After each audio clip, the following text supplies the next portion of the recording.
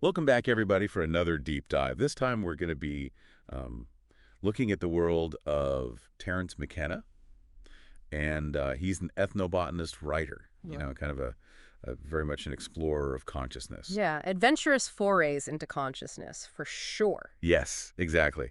So we're going to be looking at his book, True Hallucinations, and we'll also be referencing some academic analyses of his work, as well as some excerpts from The Law of One, which is this really fascinating channeled text that presents this very rich spiritual philosophy. Yeah. So I guess the big question we're going to be kind of grappling with today is, what happens when you bring McKenna's experiences together with the teachings of the Law of One? Do they complement each other? Do they contradict? Are there any points of real dissonance there, or is it kind of like, two sides of the same coin in a way? Yeah, it'll be interesting to see. Yeah. So True Hallucinations recounts McKenna's 1971 journey into the Amazon rainforest. Now, this wasn't just a sightseeing trip, right? He was on a mission. Oh, yeah, definitely. He and Dennis were specifically seeking out plants containing DMT and ayahuasca, which are substances that have been long connected with telepathy and paranormal phenomena. And McKenna was particularly interested in the historical accounts of Roger Casement, who was a British consul in the early 20th century who exposed atrocities occurring in the rubber industry in a region of the Amazon called Putumayo. And the same region had a long history of hallucinogenic plant use. So that also kind of, piqued his interest. Okay, so we've got these two brothers deep in the Amazon, Uh-huh. surrounded by this, incredible history Yeah. and the potential of these powerful plants. Yeah. So what happens? Well, they eventually discovered Stropharia cubensis mushrooms, growing in abundance. And what's really interesting is this particular species wasn't associated with any indigenous group. So McKenna viewed it as like a neutral teacher in the realm of tryptamines, almost like it was offering insights that weren't, filtered through any specific cultural lens. A neutral teacher Mm. in the tryptamine dimension? Yeah. That's how he describes it. And I think that's when you start to kind of get a sense of his very particular perspective on these experiences. But he doesn't sugarcoat it. Right. He describes the mushroom experience as extremely mercurial Yeah. and difficult to catch at work. It's subtle yet intense. Exactly. And there's another kind of intriguing detail here. Both brothers reported experiencing similar content in their visions.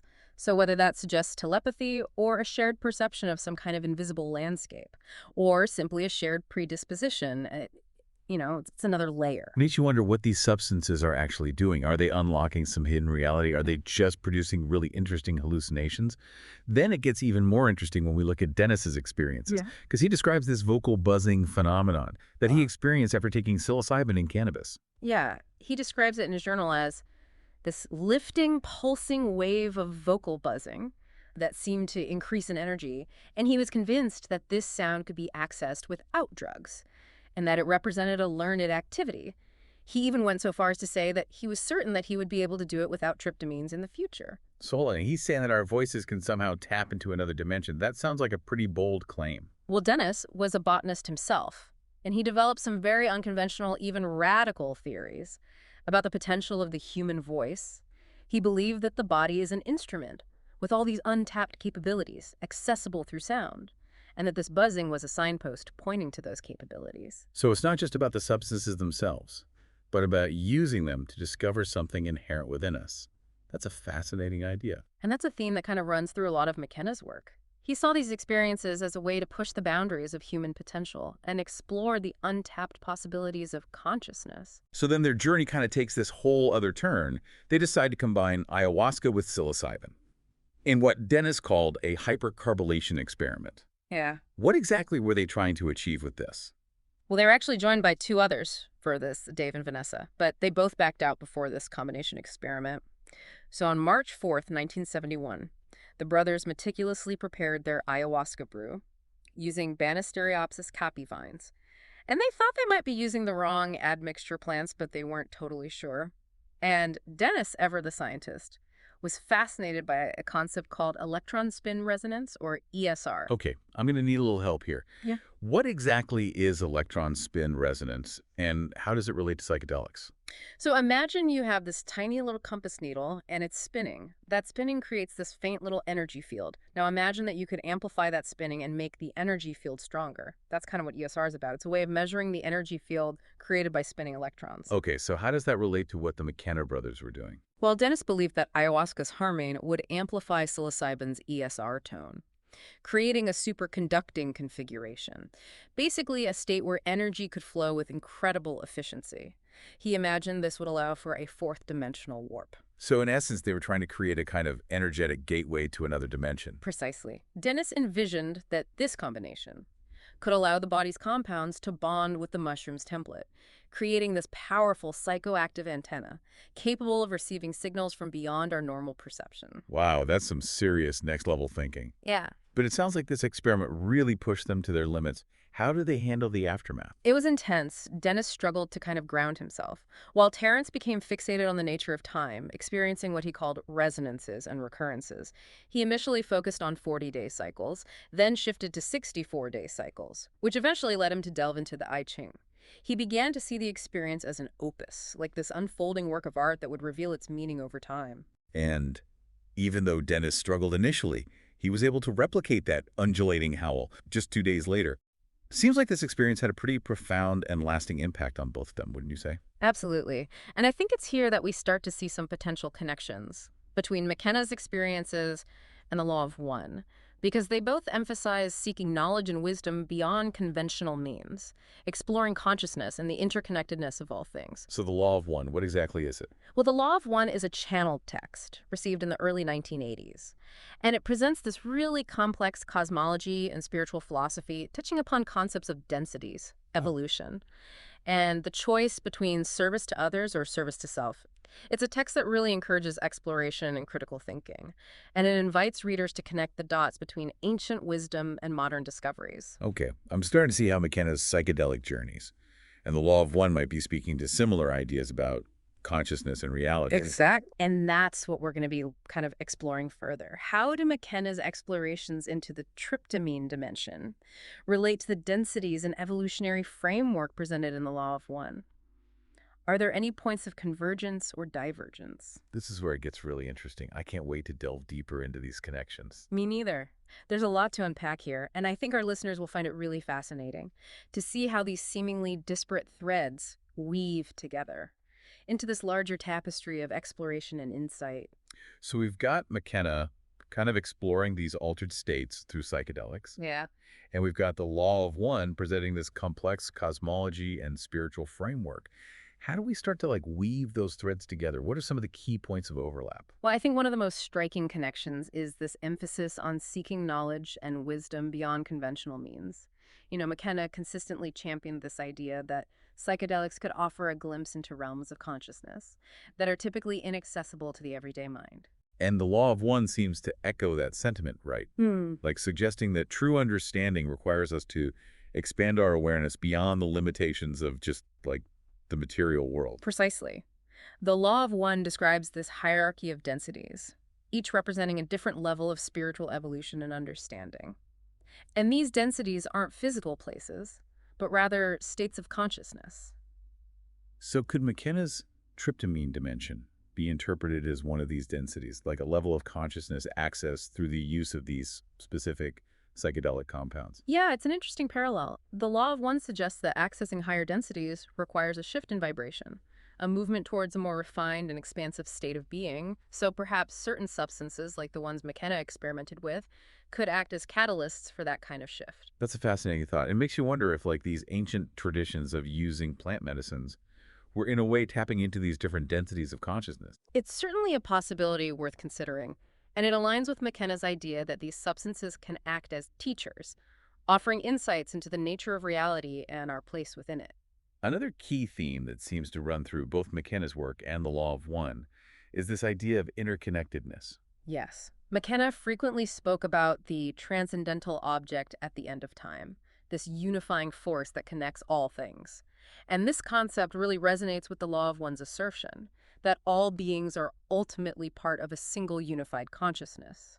So both McKenna's experiences and the Law of One's teachings seem to point toward a reality where separation is an illusion and everything is ultimately connected. Exactly. And this interconnectedness isn't just some abstract philosophical concept. It has really profound implications for how we understand ourselves and our relationship to the universe. One of the most intriguing concepts from the Law of One is the idea of wanderers. Can you elaborate on that a little bit? Sure. The Law of One describes wanderers as beings who originate from higher densities. but choose to incarnate on Earth to assist with its spiritual evolution. And they often feel this deep sense of longing, a feeling of not quite belonging, as if they're here on a mission. That's so interesting. It makes you wonder, could McKenna, with his unconventional ideas and his drive to push the boundaries of consciousness, be considered a wanderer?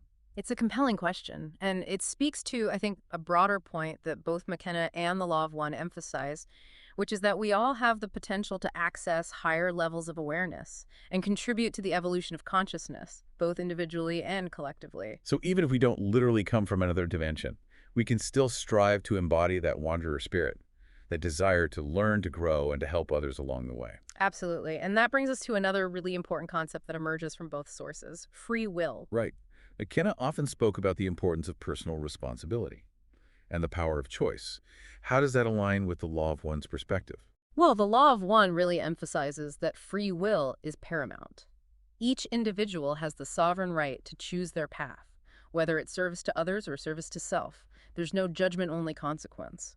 So in essence, we're all constantly creating our reality through our choices and actions.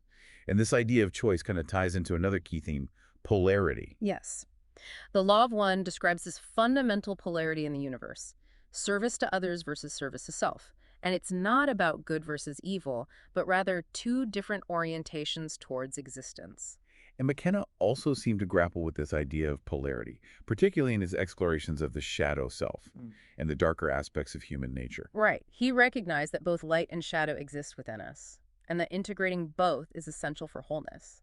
And this aligns with the Law of One's assertion that both polarities are necessary for the evolution of consciousness. So it's not about denying or suppressing the negative aspects of ourselves, Right. but about understanding and integrating them into a larger, more holistic understanding of who we are. Exactly. And this process of integration is ultimately a journey of self-discovery and spiritual evolution. It seems like both McKenna and the Law of One are encouraging us to embrace this journey, to dive deep into the mysteries of consciousness and explore the full spectrum of human experience. But McKenna's approach was often controversial, right? He faced a lot of criticism for his open advocacy of psychedelic use. How do we reconcile that with the Law of One's emphasis on respecting free will and avoiding infringement? That's a great question. The Law of One explicitly cautions against influencing others' free will. However, it also acknowledges the importance of sharing information and allowing individuals to make their own choices. So McKenna, in his own way, was simply presenting information, sharing his experiences, and inviting others to engage with the ideas that resonated with them. That's like he was saying, look, here's what I've discovered, take it or leave it, but at least consider the possibilities. Right. Exactly. And ultimately, each individual has to decide for themselves how they want to explore these realms of consciousness. Whether it's through meditation, contemplation, plant medicines, or other means, the journey is ultimately a personal one. But both McKenna and the Law of One suggest that it's a journey worth taking. And this brings us back to Dennis's fascinating vocal buzzing experience. Remember how he believed that the voice could act as a kind of holographic library and color organ? Yes, he saw the voice as this tool for accessing and manipulating the very fabric of reality. And if we kind of connect this to the Law of One's description of the universe as being composed of vibrations and light, could sound be a key to navigating these different densities of consciousness? It's an intriguing possibility. You know, ancient traditions around the world have long recognized the power of sound for healing transformation and spiritual exploration. So perhaps Dennis stumbled upon a technique for tapping into that power in a particularly potent way. It makes you wonder what other possibilities might be unlocked if we were to fully explore the potential of sound and vibration. Indeed. And this is where the Law of One's emphasis on seeking knowledge and pursuing understanding becomes particularly relevant. You know, it encourages us to approach these mysteries with an open mind and a willingness to explore beyond the confines of conventional thought. So in essence, both McKenna and the Law of One are inviting us to become explorers of consciousness, to venture beyond the familiar and embrace the unknown. Exactly. And this exploration isn't just about intellectual curiosity or seeking out exotic experiences. It's about understanding who we are, where we come from, and what our potential is. It's about recognizing our interconnectedness and contributing to the evolution of consciousness. in a positive and meaningful way. I think that's a really powerful message to leave our listeners with. I agree. And perhaps it's a message that resonates even more deeply in our current times as we navigate a world of increasing complexity and uncertainty. Yeah, it's like we're being called to step into this, larger role, not just as observers of reality, Yeah. but as active participants. Precisely. And that can feel really daunting sometimes. But both McKenna and the Law of One emphasize that we're not alone in this journey. There's this underlying current of love and guidance, Mm. kind of woven into the fabric of existence. It's like that safety net you don't see, but you can always sense is there. Yeah. But it makes you wonder, though, if we're all connected, if we all have this potential for growth and evolution, why is there so much suffering in the world? Well, the Law of One suggests that suffering arises from a lack of understanding of our true nature and our interconnectedness. And it's through experiencing the limitations and challenges of the physical world that we learn and grow. So it's not that suffering is inherently good or necessary, Mhm. but rather an opportunity You're for right. growth and evolution. We- We learn through contrast, through experiencing that full spectrum of human emotions and experiences. Exactly. And this is where the concept of free will becomes so important. Each individual has to choose their path. And sometimes that path leads through some really difficult terrain. But even in the midst of those challenges, we can remember those core principles, Mm. that we're not alone, that we have the power to choose, and that love is that fundamental energy of the universe. Absolutely. And that's a message that I think can offer a lot of comfort and inspiration, regardless of what challenges we might be facing in our own lives. It's like that North Star guiding us home even when the seas are rough. So, if we were to kind of distill all of this down to a few key takeaways, what would you say are the most important things to remember? Hmm. Well, I think the most essential takeaway is the power of questioning. Both McKenna and the Law of One encourage us to question our assumptions, to explore beyond the confines of dogma and receive wisdom, and to seek our own understanding of truth. Which is so important, especially in today's world, where we're constantly bombarded with information and, all these conflicting narratives. Absolutely. And this questioning shouldn't be fueled by doubt or cynicism, but by genuine curiosity and a desire to learn and grow. Yeah, that open-hearted curiosity, that willingness to embrace the unknown, that's what fuels the journey. Precisely. And along with questioning, I think it's crucial to remember the importance of personal responsibility. We have the power to choose our thoughts, our beliefs, and our actions. Right. We're not just passive recipients of whatever life throws at us. Yeah. We have agency. Exactly. And that agency comes with responsibility. Mm. The choices we make, both big and small, they ripple out and affect the world around us. It's like we're each holding a brush, adding our own unique colors to this vast canvas of existence. What a beautiful way to put it. And finally, I think it's essential to remember that love is the fundamental energy of the universe. It might not always be obvious, especially when we're facing challenges or surrounded by suffering, but it's always there beneath the surface. Yeah. It's the ground of being, the source from which everything arises. Exactly. And connecting with that love, cultivating it within ourselves and extending it outwards to others, that's ultimately what gives our lives meaning and purpose. Well, this has been such a rich and thought-provoking exploration. Thank you for taking us on this deep dive with Terence, McKenna, and the Law of One. It's been my pleasure. And remember, dear listener, the exploration doesn't end here. Keep asking questions, keep seeking answers, and keep your heart open to the infinite possibilities that exist within and all around you.